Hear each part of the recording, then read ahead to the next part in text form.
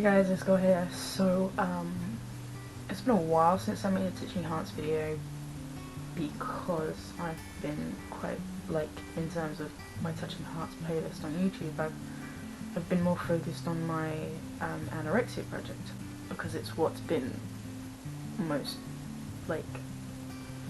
prominent issue in my life at the moment.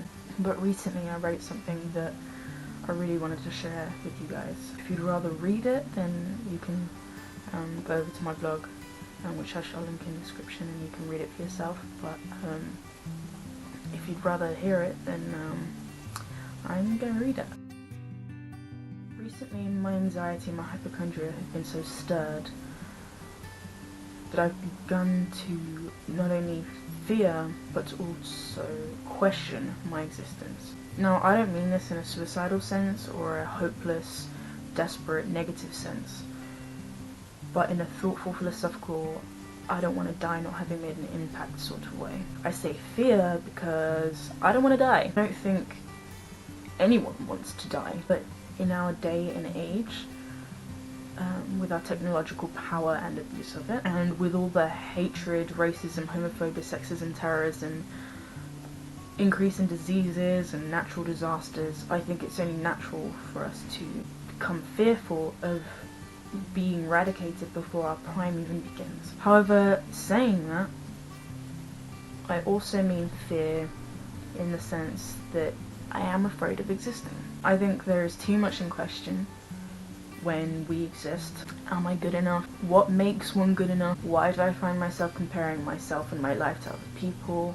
Why do other people find themselves comparing themselves to me? How much longer do I have? Is my time so limited that I can't accomplish everything that I want to and get to where I want to be? Now the problem is, I do exist. And not only do I exist, but I'm afraid of dying and existing. So the question that should be asked become quite clear. How do I create an existence or a life that is good enough? I say that this is a question because the answer to the question, is anyone good enough, is always yes. If you have a mind of your own, a heart of your own, and a soul of your own, then you're good enough.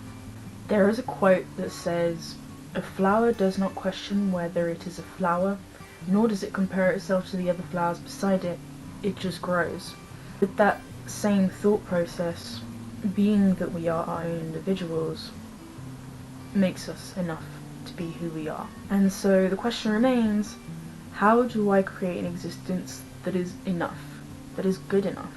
I think the first important step is to remove fear. As cliche as it may sound, without fear, there can be no boundaries. So if you remove the fear, then you can move forward. Again, I get how cliche this sounds, but sometimes the simpler, more cliche things are cliche for a reason. It's because it's true. I think one of the reasons why we fear death so much is because we're not really living. Most often than not, when an old person passes away, they look or seem as though they're ready to go, and that's usually because they've done all that they've had to do. So maybe the key to not being afraid of dying is simply living. But then again, someone may argue that it surely can't be that simple. But then again, maybe it can. I mean, other animals don't overcomplicate their existence. One of their main focuses is merely to survive.